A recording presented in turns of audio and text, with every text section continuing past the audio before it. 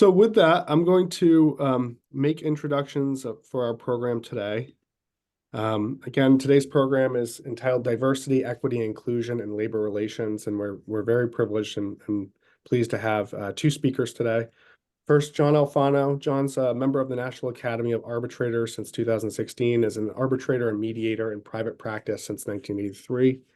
John was a local teacher, union officer before becoming a staff person for the Maine Teachers Association. John's one of the 10 members of the Maine Panel of Mediators from 1983 to 2017, mediating cases in both the public and private sectors. He was the governor's representative to settle private labor disputes for Maine's paper and shipbuilding industries.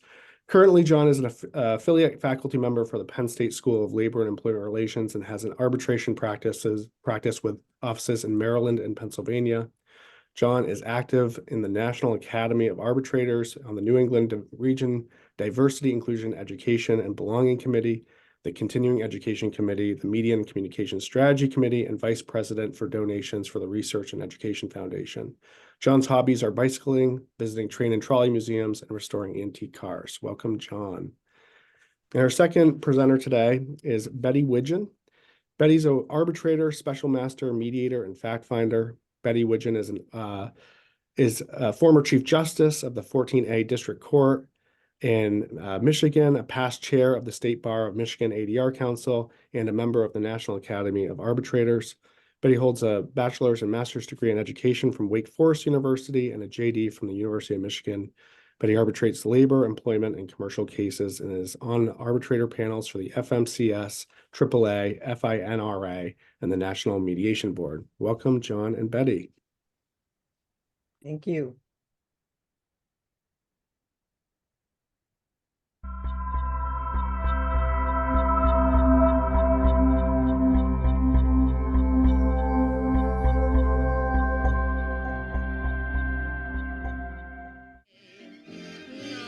Many stamps today. Give kiddies. We'll be blessed. We all invest in the USA.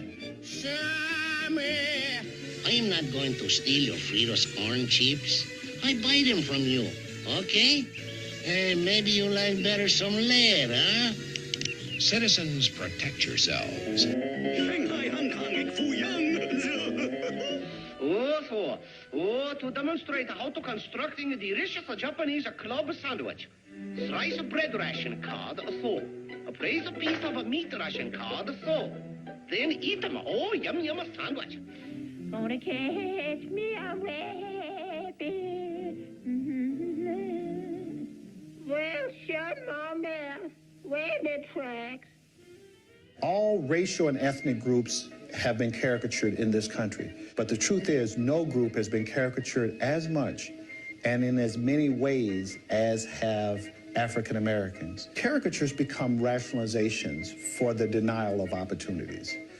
If, for example, you believe the caricature of African American men as coons, meaning lazy ne'er-do-wells, ignorant, people who are cultural parasites, if you perpetuate that caricature and accept that caricature, then that becomes a rationalization for denying African Americans the right to vote, to attend good schools. It becomes, indeed, a rationalization for supporting Jim Crow.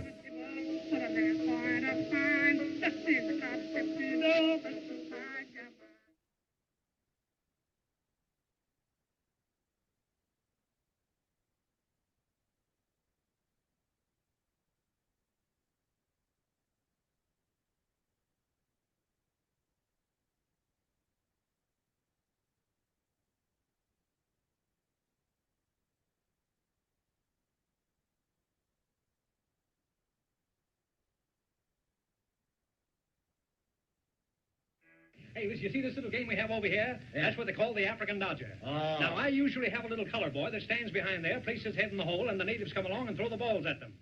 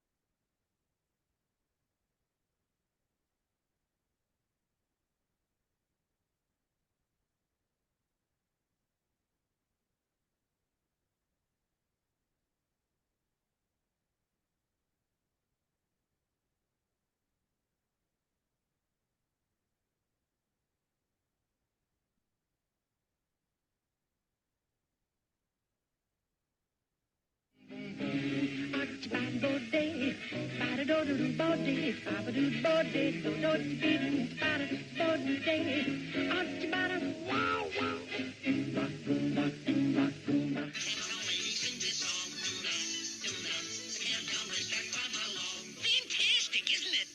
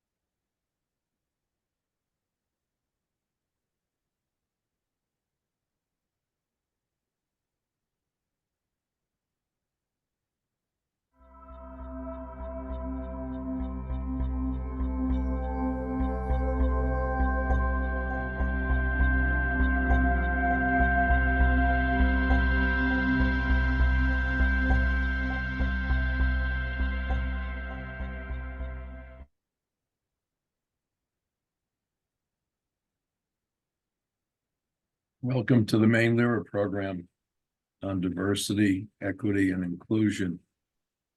In our program, we use images and examples of intolerance to teach tolerance. The program is designed to help us become aware of our biases, to help us improve our relationship with others, more diverse clients and members. I'm John Alfano. And I'm Betty Widgeon. We will identify our biases we have by nature and those by nurture, share our personal experiences with bias. We're focusing on race, gender, ethnicity, and religious biases. We realize that other biases exist and deserve research and dialogue also, and that is planned for our future. This program is not designed to shame us.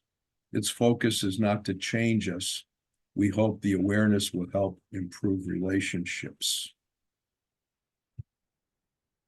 After this presentation, please share your experiences so that we may all learn. Make your comments direct and to the point. Now, we want to hear about your personal experiences with bias. No war stories, but experiences of bias either directed to you or inappropriate behavior you have observed in your work. So please jot down your questions and comments for our discussion at the end.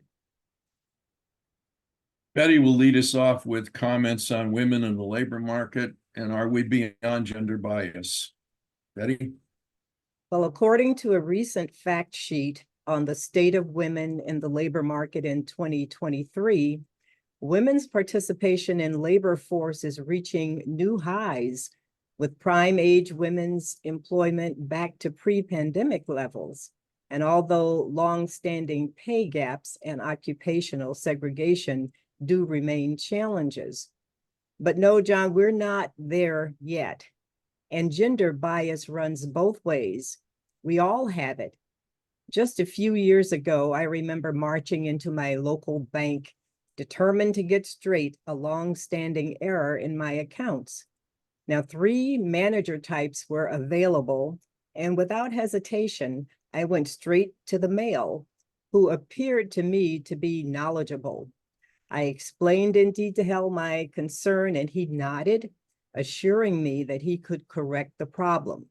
As soon as he consulted with the woman in the next office who was his supervisor and who would walk him through the steps.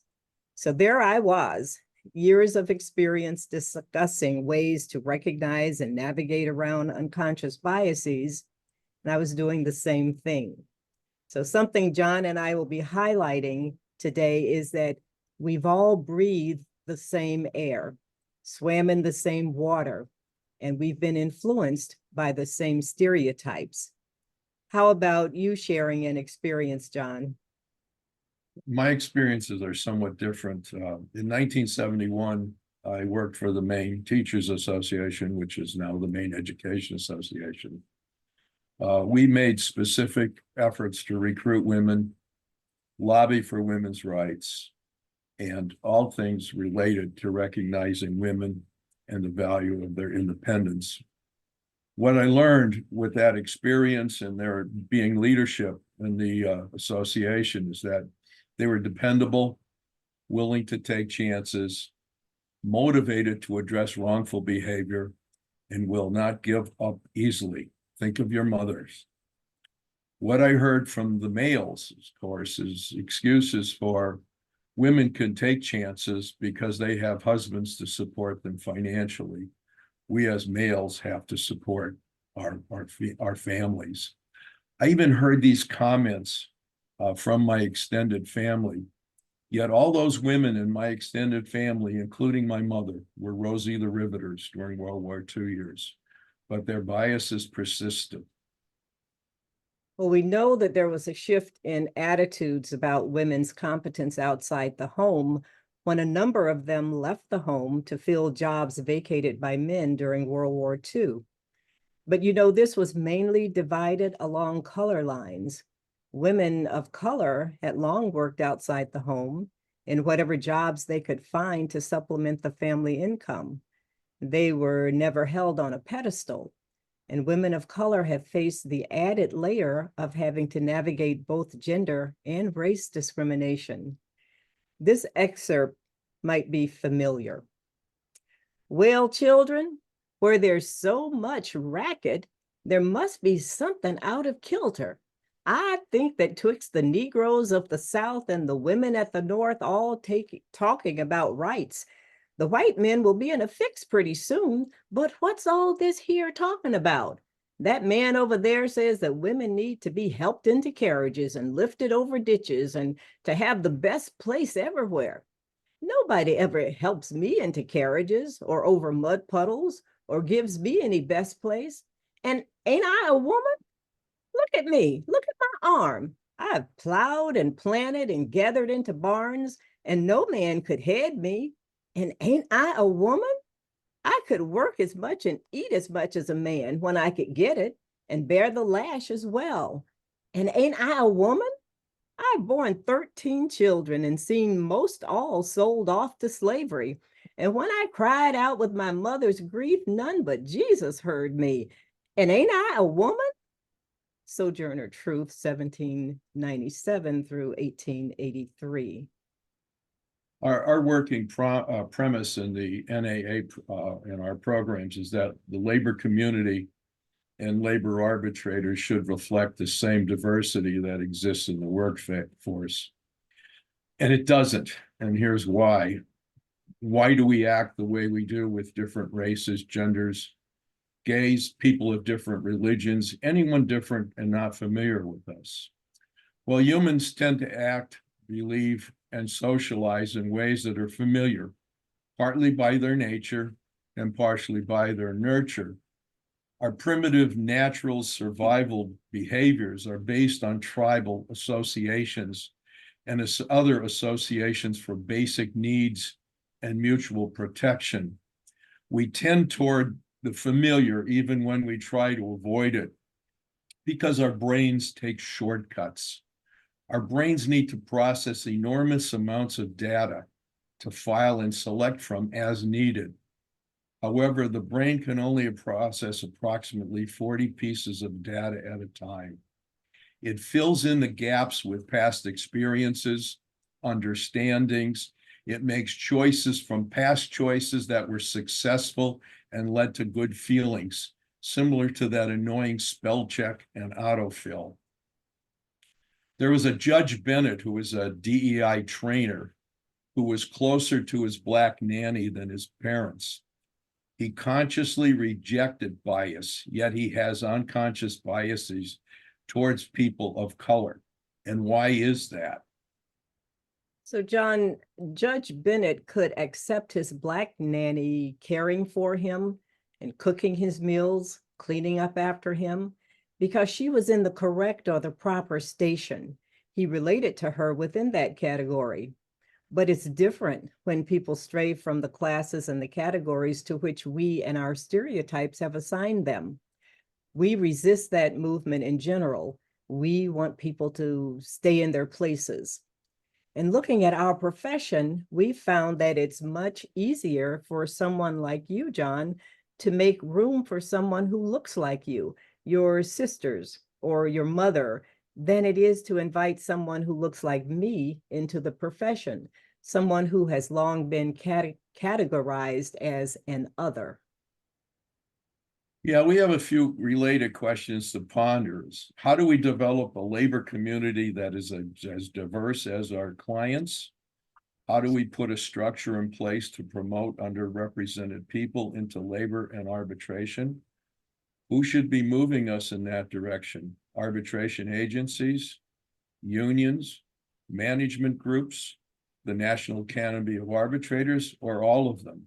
And what are some of the obstacles? Well, those are great questions, John, and I hope that the audience will continue to think about them and add to our discussion at the end. But thinking about obstacles, I'll add this. From my experience and those of other arbitrators from underrepresented groups, I know that one of the biggest obstacles was and remains how to become acceptable to others in our profession, other arbitrators and advocates. There are assumptions that we make about others, and there is the idea of invisibility. Now, those go hand in hand. I think those are huge obstacles.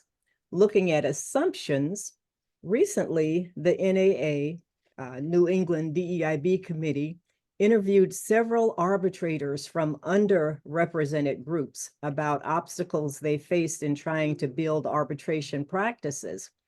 We also interviewed a number of advocates about biases that they had observed toward minority arbitrators at the hearing, as well as what they had observed about biases in the selection process.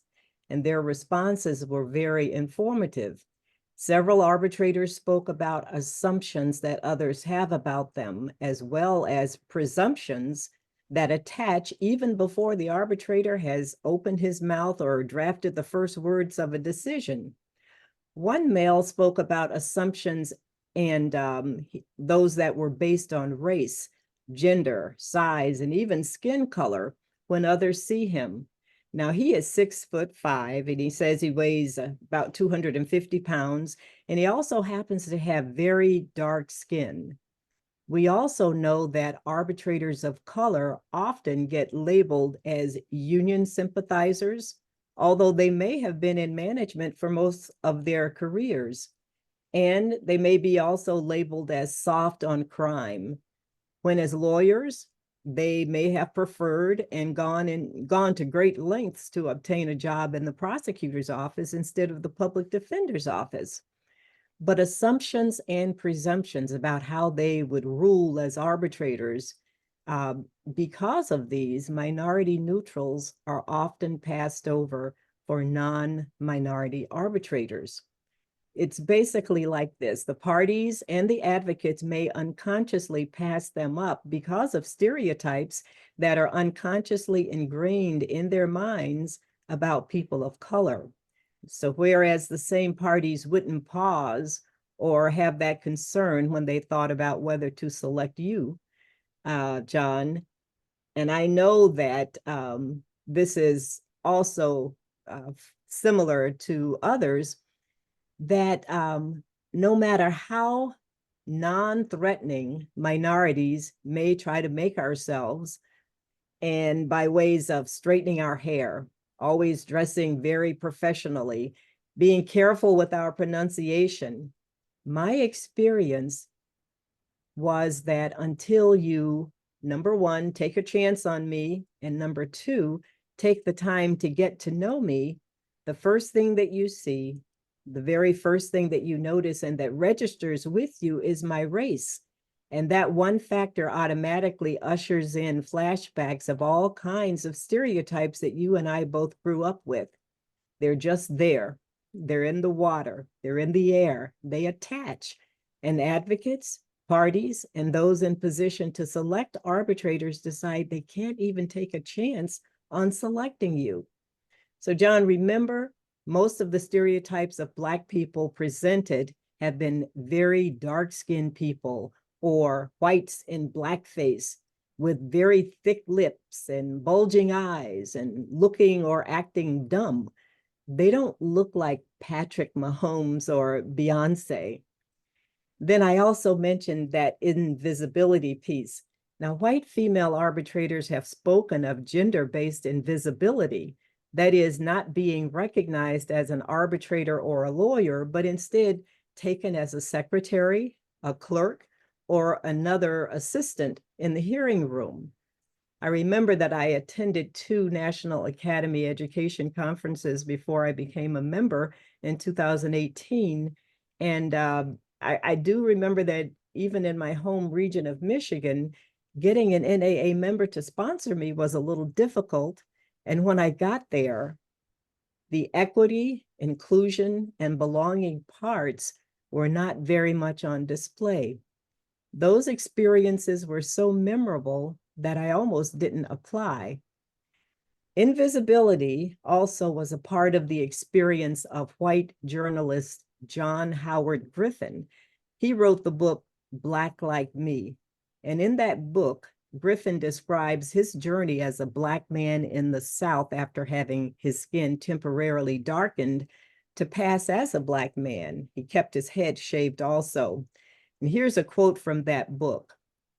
He asked one of his colleagues, "Do you suppose they'll treat me as John Howard Griffin regardless of my color, or will they treat me as some nameless Negro, even though I'm still the same man?"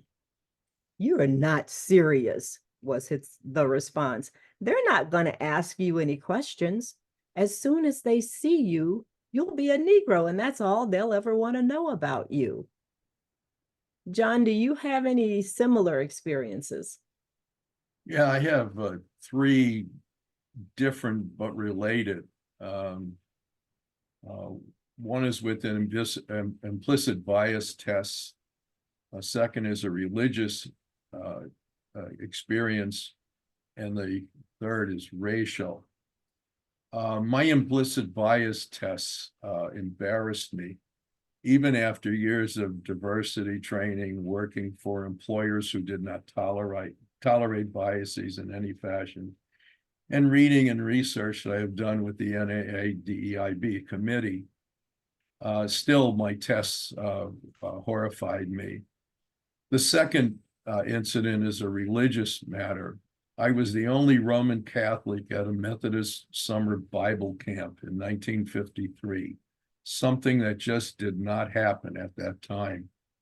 The whispers and comments made me feel that I had to explain the reason for being there, that my mother was raised Protestant and thought I needed to learn a little bit more about the Bible and other religions. Actually, I think she was worried even at age 9 that I was on my way to trouble. The third incident occurred when I was a student at Temple University in Philadelphia, where I was good friends with a Black girl. At the time, in August 1964, Philadelphia was on the verge of the infamous race riots. We could not sit at a diner, a donut shop, a White Castle, although I don't know why I want to be in a White Castle, and walk down the street without hearing racist comments from white and Blacks alike. Some of them were quite threatening. Even my roommates would make racist and lewd comments about me. Well, I had an analogous experience with a white male friend when I was in college. He declared that he'd love for us to be a couple, but his family would never stand for it. Now, we've stayed friends over the years, but we never dated. And decades later, he brought up the topic and he declared that he'd been such a fool. Yeah, maybe his biases were partially nurtured. He, as I, was from the generation of young people who witnessed the World War II propaganda and other similar racist propaganda. The cartoons with racism towards Blacks and Japanese, and almost 75 years later, that Japanese stereotype persists. Oversized glasses, protruding teeth, sneaky as in Pearl Harbor, and inscrutably wise or menacing. Those stereotypes persist, particularly in film and TV shows to this day. The images that we saw earlier, though clever works of art and entertaining, promote the common racist stereotypes. They imprinted children and adults from the 1930s to today with racist and other myths. During the 1950s to the 1970s and possibly into the 90s and later, those cartoons were commonly seen on TV and marketed to children on Saturday mornings. My daughter watched them in the late 80s and 90s. Then there are the TV shows of the 1970s when blacks were finally cast in primetime shows, quite a breakthrough. However, they were portrayed as pimps, drug dealers, comical, hip sidekicks to straight unhip wise guys, poor people struggling in the tenements, etc., and on and on and on. First radio, later TV, with the movies, all imprinted us with racism and sexism, all encouraging, promoting, and contributing to our current stereotypical beliefs and behaviors. In more current times, we had Reagan's welfare queens, the black oversexed women producing baby after baby to qualify for more welfare benefits, all taking from society, while the hardworking model citizens like you and I, white folk, I guess, pay for them. Continuing with that stereotype was Bill Clinton a few years later, who promised to end welfare as we have come to know it. Again, he targeted the same group. Stereotypically, Black women are the mortar that holds their families together, while the fathers and the husbands are devious, lazy, irresponsible, or just not there. All Black people are struggling to survive poverty while living in projects. Black children are in and out of trouble while their fathers are absent. Nurture contributes heavily to those biases. That may be the answer to the question why we don't associate with people of other races and those different from us. Living in Maryland, I have more acquaintances and people I do business with who don't look like me. How many of those don't look like you, Betty, that you do business with? Well, actually quite a few, John. But you know, it's when we don't have these relationships that we're prone to rely on information that we've seen and heard over the years. Little or no interaction leads to situations like the next two examples that I'm going to share. We'd been members, my family and I, of a somewhat mixed congregation for decades. And they're probably 85% whites there, 10% Black, maybe 5% Asian. Our former pastor was an older Jewish man who had converted. And several years ago, we were asked to house two gentlemen visiting from the Philippines for that weekend. When we met them at our front door that Friday evening, they were speechless. It was very awkward. But later on Monday morning, as they were getting ready to leave, after having gotten to know us and realizing that we weren't the least bit cannibalistic, they told us we had never been in a Black house before, and we didn't know how to act around Black people. Well, of course, our unspoken thoughts were, how about just treating us like we are people just like you? But we knew it was in the water, it was in the air. Here's another one. During the 90s, the early 90s, a Boston family visited our church for 3 weeks. The husband was substituting for our pastor, and during that time, so it was him, his wife, and their 3 teenagers. And my husband and I had been designated the welcoming committee, so there we arrived at the parsonage with the casserole dish in hand. They froze. Again, this was very, very awkward, but we managed to give them the specifics they needed to get to the church the next day, and we left. Now you zip forward 3 weeks after they'd seen us in leadership positions in the church, had seen everyone else in the church acting as if we were just folk, just like them, folk who belonged. There we were with them. It was about time for them to leave, and they pulled us aside for a little heart to heart. with hugs all around. They invited us to please visit Boston if we ever came that way. And then they confided, we hadn't had exposure to Black people before, and we didn't know. But I'll have to differ with those friends, John, and say that we actually all had exposure, but to information about others who don't look like us, by and large, it's been negative or it's been covered with uncomfortable stereotypes.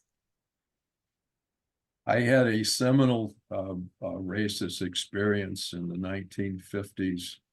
My family, my brother and I, my mother and father were traveling through Georgia after having spent 2 weeks at Miami Beach in the sun. We stopped for a room at a motor court that advertised vacancies. My mother's of Sicilian descent. She's darker skinned, had black curly hair at the time. My mother, brother, and I were all quite dark from the sun. And my father was pale because he avoided the sun. Why my father went to Florida and avoided the sun is beyond me, but he did. We all walked into the office, as was the protocol at the time. And the clerk looked at us and said, "We don't have room for you." And my father said, "But the sign says there's a vacancy." My mother got the point rather quickly. "Let's get out of here." I didn't know what was happening, but we all got in the car and left. My mother then later explained that the clerk probably assumed that from our dark skin and her black curly hair and Pop's whiteness, we were a mixed race family. I never felt such anger, helplessness, and frustration in all of my 11 years at the time and since. And at each time I mention this incident, the same feelings come through me. They're right there. They're almost as if they happened yesterday. Well, you know, when you mentioned the word frustration, John, I think it's an appropriate word. And in some ways, some of what we were taught, as well as what we were not taught when we were going through our schools, some of that contributed to our biases too. On the one hand, we were taught that the greatness of America is that anyone can grow up to be president. We were taught the Horatio Alger myth that anyone can overcome poverty by living an honest life and working hard. And when we do, there will be happy endings for all. The message is that failure is a matter of choice. Those who fail have flaws. And the United States is a land of promise founded on the idea that all men are created equal. America has faced many challenges during its history. It has always overcome them. And in the United States, progress is inevitable, both to the nation itself and for individual citizens. All can achieve the American dream if willing to do the work. However, the reality of U.S. history is much more complex. And for many, the United States has been a land of broken promises and oppression. Yeah, but we have a lot of advantages that society has given both blacks and whites alike. We have affirmative action. Affirmative action was legislation to give people of color access to institutional opportunities by race and also gender. That started in the 1970s. And then we also have the concept of 40 acres and a mule. Shortly after the Civil War, General Sherman signed an executive order allocating 40 acres to the freed slaves, and approximately 400,000 acres had been distributed.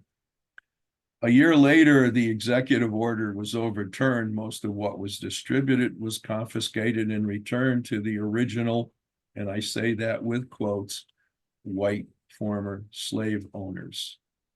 Affirmative action is a modern 40 acres and a mule. Affirmative action opened the college admissions to Black students. However, there are indicators that possibly support among whites has declined over the last few decades. It has been labeled reverse racism. Also, we have either learned or have been educated to see racism as individual acts of meanness towards individuals. However, it's been institutionalized and directed towards specific groups, such as the Japanese during World War II, the Irish Catholics, so-called socialist Italians, and Blacks since early colonial times. Racism hurts people of color while leaving white people pretty much free to do what they want to do, to make their marks in the world, and in what led to, us to believe in a meritocracy. But being white means more than just not being harmed by racism. It often means the ability to get a lot of things easily, sometimes for free, and the ability to keep them without somebody taking them away from us. Yeah, that's right. In 1618, the head right system was created in England, and its purpose was to reduce the labor shortage in Virginia. It gave up to 100 acres of land to any white person willing to cross the Atlantic to go to the colonies. In 1705, also, a Virginia statute required masters to give white indentured servants 50 acres of land, 30 shillings, 10 bushels of corn, and a musket. So unlike the 40 acres and a mule, this gift of land, cash, and food was not overturned. In the same year, the House of Burgesses passed the Virginia Slave Codes. Those laws locked in a brutal system of white supremacy, and it gave slave owners sweeping rights to control and even torture their slaves. Those laws also made it illegal for Black people to employ white people. And these two legislative moves drove a hard wedge between poor whites and Blacks, the groups which had sometimes joined forces against the white elite. Yeah, then in 1785, we have the Land Ordinance Act. It transferred formerly native lands to the hands of white settlers. It helped build a nation of white landowners. There was also land set aside for public education. However, it was designed to serve white children, not Black children, not Native American children. Later, the Homestead Act of 1862 allowed citizens, and I emphasize that, citizens, to claim land, Native American land, for free in a rapidly expanding Western United States. At first, the act excluded the vast majority of Blacks because they were not eligible for citizenship until the Civil Rights Act of 1866. That land went to white people disproportionately, but many families of color did benefit, at least temporarily. The Homestead Act caused African Americans to own 15 million acres of farmland by the early 20th century. However, racism within the U.S. Department of Agriculture at that time caused most of them to lose that land. Then in 1929, the stock market crashed. FDR supported many initiatives and that built middle-class wealth, including the FHA. Now, buying a house before the FHA required a 50% cash down payment for a 3 to 10 year loan. The FHA had smaller down payments, lower interest rates, and the 30-year mortgages we now take for granted. Homeownership increased from 30% to 70%. Most of the homes were built in the suburbs, and home ownership is the most powerful way for working class and middle class people to build some kind of wealth that they are going to pass on to the next generation. However, government policies pushed the practice of redlining. That redlining gave FHA loans to people in predominantly white neighborhoods and communities. and refused to loan to people in mostly Black areas, which were the only places that Black people were allowed to live. These policies and practices effectively destroyed the value of inner city housing for decades, but it increased the value of predominantly white neighborhoods. And between 1933 and 1962, the FHA gave out $120 billion in home and business loans, $3 trillion when we adjust for inflation. 98% of that went to white people. Yeah, and then there's Social Security. It was created in 1935. It excluded domestic and agricultural workers who were disproportionately Blacks.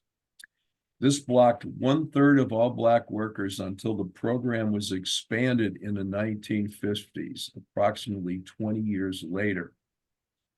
The Servicemen's Readjustment Act of 1944, known as the GI Bill of Rights, sent veterans of World War II, Korea, and the Vietnam War to college.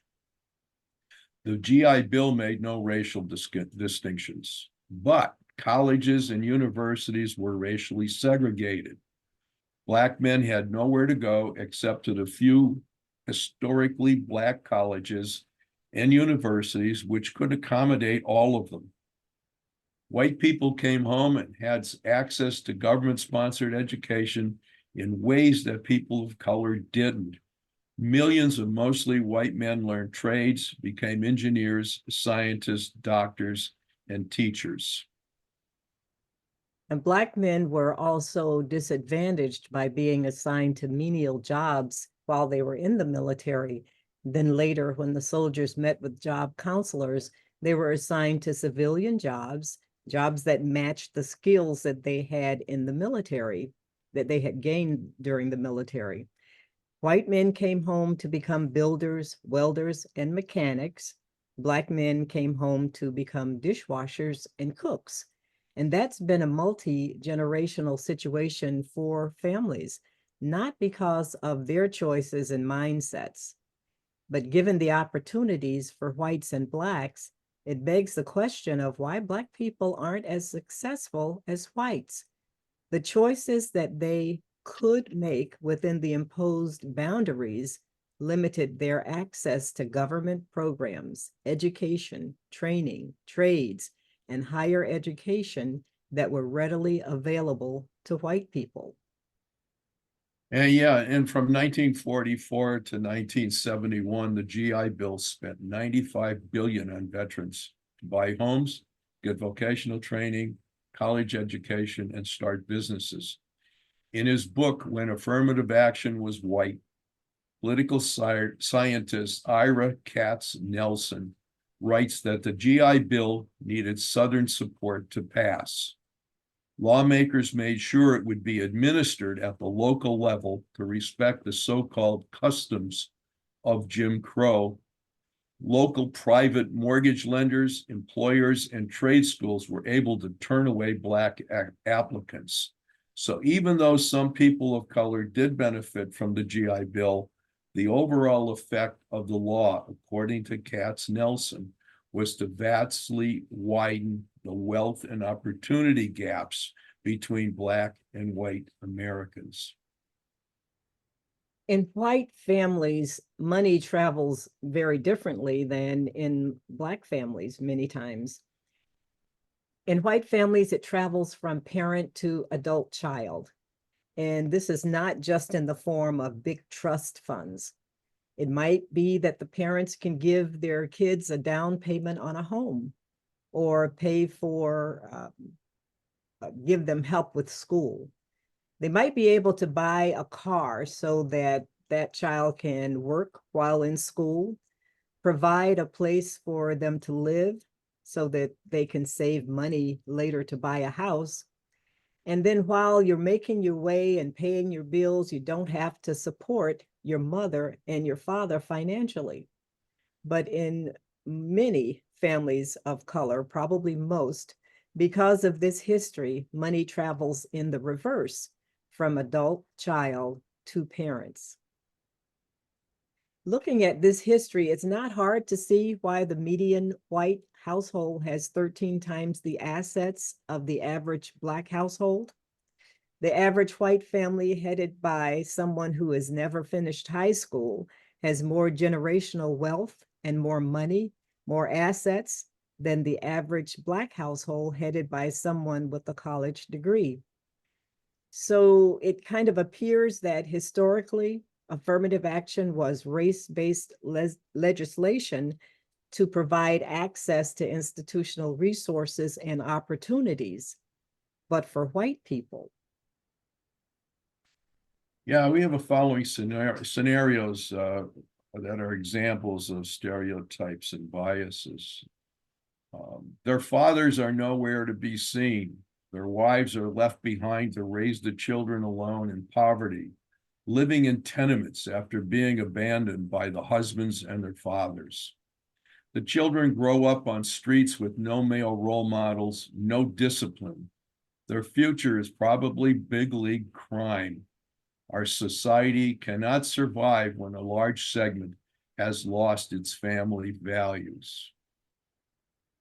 If you had images of Black families, you got caught in the stereotype. This is a description of Jewish families during the 19-teens in the United States, when Jewish males abandoned their families in the East, primarily in New York, many of them going west, never to be seen again by their families. In the 1930s, increasing anti-Semitism led to restrictions on Jewish American life from the elite. Many of the restrictions originated in the 20s and continued throughout the 30s and into the 40s due to the increasing anti-Semitic climate. On the East Coast, the Midwest, and in the South, public and private universities imposed limits on the number of Jewish applicants they accepted. And Harvard believed that if it accepted students based only on merit, the student body would become majority Jewish. Law firms hired fewer Jewish lawyers, hospitals gave fewer patients to Jewish doctors, and the universities hired fewer Jewish professors. Across the United States, only 100 Jewish professors were employed in 1930. And high-end social clubs, resorts, and hotels within them restricted Jews.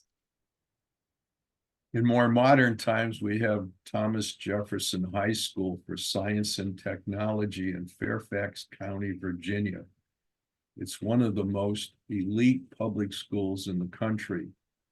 In 2019, U.S. News and World Report ranked it as America's best overall high school. It also educates a substantial racial minority population. 70% of the students are Asian Americans, many of them children of immigrants.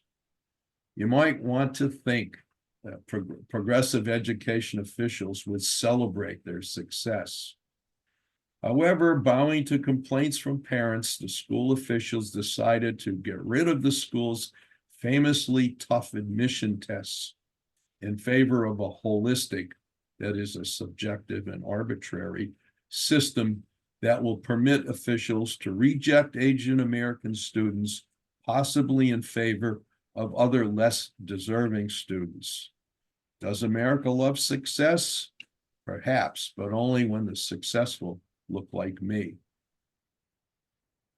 American citizens of Japanese and Italian ancestry were interned during World War II because they were deemed a threat to national security. Joe DiMaggio's father's fishing boat was confiscated, although Joe was permitted to move about freely.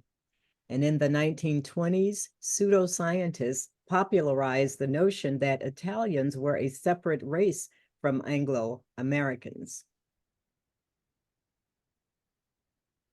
The refugees seeking haven in America were poor and disease-ridden. They threatened to take jobs away from Americans and strain welfare budgets. They practiced an alien religion and pledged allegiance to a foreign leader. They were bringing with them crime. They were accused of being rapists. These undesirable immigrants were Irish from the 19th century. In the opinion of many Americans of the time, the British were not sending their best people. These people were not like the industrious Protestant Scotch-Irish immigrants who came to America in large numbers during the colonial era, fought in the colonial army, and tamed the West. Instead, they were poor, unskilled refugees who huddled in rickety, rat-infested tenements. And even worse, they were Roman Catholic. And more recently, we've heard this. They're not sending their best. They're not sending you. They're sending people that have lots of problems, and they're bringing those problems with us. They're bringing drugs. They're bringing crime. They're rapists. And I assume some are good people, but it's coming from more than Mexico. It's coming from all over the South and Latin America. And it's probably coming from the Middle East, but we don't know because we have no protection and we have no competence. We don't know what's happening, and it's got to stop, and it's got to stop fast. An act to limit immigration of aliens into the United States was passed in 1921. It was also known as the Emergency Quota Act of 1921. It established the nation's first numerical limits to reducing by 66% the number of immigrants who could enter the United States. It was meant to promote Anglo-Saxon immigration over Jewish Catholic immigration from Southern and Eastern Europe. It was championed by the KKK and other mainstream so-called good or real Americans. It was not repealed until the Immigration and Nationality Act of 1965, 44 years later. Recently, at least one former president expressed his preference for Scandinavians over those who are less white-looking. Also recently, 3 Democrats, 2 Black males, and 1 white female were charged with disorderly behavior by the Tennessee House of Representatives. This was in April of 2023. They were advocating for gun control legislation during a protest following a mass shooting. There were not enough votes to expel the white female. However, the 2 Black males were expelled. And then we have the Montana House of Representatives officially stripped the state's first transgender lawmaker of her ability to speak in the legislature. In a 62-38 vote, the majority of the House banned Representative Zoe Zephyr from the floor, the gallery, and the anteroom for the remainder of the session. While she'll be able to cast votes and retain her seat, the 34-year-old legislator will not be able to participate in debates. Not surprising, the Montana House is made up of 65 males, 34 females, 92 whites, 7 Native Americans, 1 Hispanic, and 1 marginalized transgender. 61% of the House is over 55 years of age. There are no Blacks, no Asians, and no others in either the House or the Senate. We'd like to thank you. Perhaps we could open this up for some discussion. We would like you to share any feelings you have about what you saw or heard, whether you agree, disagree, or have other opinions, how you may have reacted to the cartoons, the pictures, which pictures were most moving, were most memorable. Do you have any experiences you might want to share with us with religious, gender, ethnicity, or racial informed? Anybody? I'll go first. Go ahead. That was horrific. The cartoons. Oh my God, that was actually really hard to watch. And it actually made me really glad that my parents didn't have a television in our home my whole life. Um, and the movies that we went to were very few and far between, and we walked out of half of them, which would break my heart as a 10-year-old. You're like, no, I have to stay for the movie. But the wisdom of my parents, but they also, looking back, made me very naive, you know?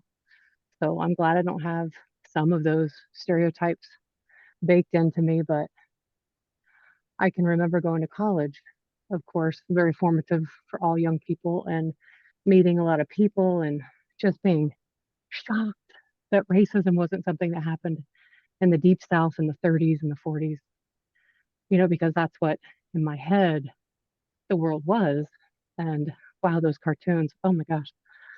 I can remember a friend of mine telling me in college that he was stopped routinely by the police officers and asked for his ID. And I was like, okay. And he was walking. This is unprecedented. Like the stories I've heard from friends, like if they happened to me, I would write my senator and I would get an attorney and I would say, this is crazy, but happens to so many people every day, day in, day out. And I can remember my friend Taman told me that his parents had saved $40,000, which to me was a huge amount of money and still is, and this was when they were purchasing their first home in Chicago. And he told me that even though they had all this money, like the realtors would not show them houses in neighborhoods where they wanted to buy a house. And I thought, what is going on? And that was even before I knew anything about redlining or the fact that servicemen of color coming back from World War II couldn't access their GI Bill benefits because those benefits are handed out locally, and there's all kinds of ways that people can try to exclude access. And I can just definitely share that I have heard so many stories after stories after stories from friends and family members that just iterate and underscore what you guys have been saying. Yeah, it's in us. All of that prejudice, that bias is just right inside of us. And as much as we try not to, and we are educated to think differently, it's all there. It's imprinted. And, what we have to learn is to deal with it appropriately, because we're not going to change ourselves necessarily. But we just have to learn to deal with it and not let it come to the top and control the way we behave. Anybody else? Yeah, I have kind of a question. I appreciate what the person who just talked. I share some of the same shock and frankly guilt. But my question is there a metric or is there a screening to when we're selecting arbitrators, for example, to kind of screen out built-in bias? Is there a current metric or current set of questions? I'm not sure quite how to pose this, but is there a way to kind of screen out? Like if I said, how do you feel about critical race theory? And they said, oh, that's, yeah. So if they give that kind of answer, I don't necessarily want them arbitrating something. So is there something? I mean, I'm sorry to be so blah, blah about it, and I'm a Temple graduate. I'm sorry. I'm usually more articulate than this. I'm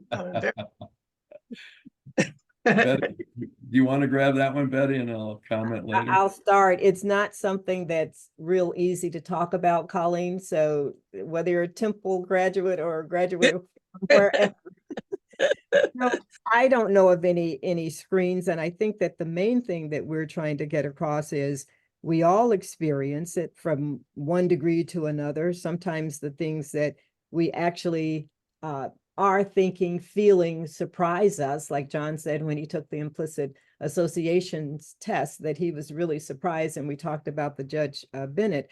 But I think making ourselves, educating ourselves more so that we are more aware of it. I've heard arbitrators talk about, now I see this when I'm in a hearing. I didn't recognize it before.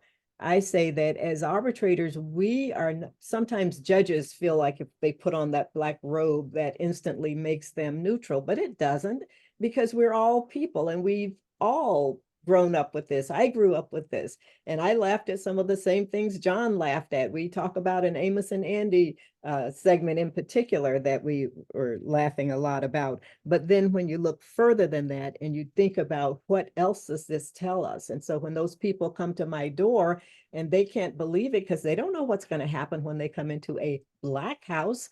And I am from the South, graduated from Wake Forest down in Winston-Salem, and then came up to the North. And I know that I heard from people in the North that it was just the South, but I knew better. And I knew that it wasn't all in the South, that everybody wasn't like maybe those stereotypes that we see of people from the South. So I think, and I'll try to wind this down, that getting to know people, if you look at those resumes, there are some ways that you can look at resumes and you can ask someone. I think with more AI now, we are getting better at those screening tools, but to erase those things that may generally be associated with somebody's race so that we're just looking at the qualifications that they have. We talked with one, the Black arbitrator, who said that, you know, he's 250 pounds and he's dark skinned. He said, well, I don't know what would really clue them off, but now that I'm thinking, I do have that I'm a lifetime member of the NAACP and I had this. And so those things are out there. There used to be that you'd have pictures on resumes. A lot of people of color didn't like that because we felt that we were going to be excluded right away. And then sometimes it turns the corner and people say, well, how can I know who to choose if I don't see you? So I don't have a real answer, but just some comments regarding that. John, you may do better with the answer than I. Yeah, I don't think you can't screen it out. Okay. I think the best thing is for us, at least from the NAA National Academy, is that at least on the New England side, and with Betty and I trying to do our program, is we're trying to make our members aware of it, of the bias, and to not allow it to surface and take over our thinking when we're working with people in arbitration or in other venues. But we all have it. It's there. And if you think you don't, go on the Harvard website and check. They have all the bias tests you want. You can take them and you'll find out where your biases lie and then deal with it. I think that it makes, as we become more aware, Colleen, that we start to ask ourselves more questions. Many of you have probably read the book, Thinking Fast and Slow, Daniel Kahneman, and he talks about how if we automatically just flip to the first thing that comes to our mind, those stereotypes will be there. But if we start to take it a little bit slower and ask ourselves a lot more questions, the Minnesota judges, I think it's the circuit court judges, have a bench book that a bench card, and it has on there questions that they should ask themselves as they are getting ready to sentence that person. Am I doing this? Did I do this? Am I taking this? Just little reminders that are helpful, but we're all individuals. We are. Thank you. You. Anyone else? A comment? Yeah, Emily, did you have your? I do agree with you. I think education is super powerful for all of us, even just individually from one to another. And these sessions that you're doing are really, really helpful. I'm curious, what is the current thinking on whether you should put your picture out there as an arbitrator or a mediator neutral, because as someone that's in the industry trying to promote neutrals and stuff like that, I'm always appreciative when there's a photo. But what is the current, advice? I'll take a stab at that. It's still changing somewhat, Emily, and I think the thing that I say to the folks that I'm trying to mentor is when you go to programs and you have that face-to-face contact with an individual, that's the best thing. And then if they ask you to send a resume, feel free to send then a resume with your picture on it to help them remember who you are. But we had so much, and it was for such a long time, that the feeling was, whether or not there is empirical evidence or not, but that you were being screened out because of the picture. It just left such a lasting feeling that you just wanted people to look at your resume for what you had on it. And then you try to, how people do when they're getting ready to sell their home and they're having an open house and they're advised what pictures not to have in there or pictures to have in there. We're still in that place, I think, overall.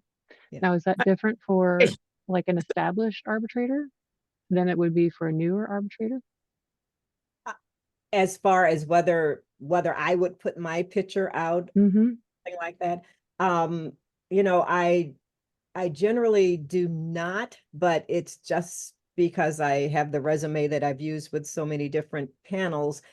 But one of the things that's very encouraging, I think, for people of color and other underrepresented groups, women, is when you start getting repeat business and that it's because they've worked with you before, despite the fact or because of the fact or whatever, that they have started seeing you as an arbitrator. There's John, there's Betty, let me see who's available now. And that's where we're all trying to get.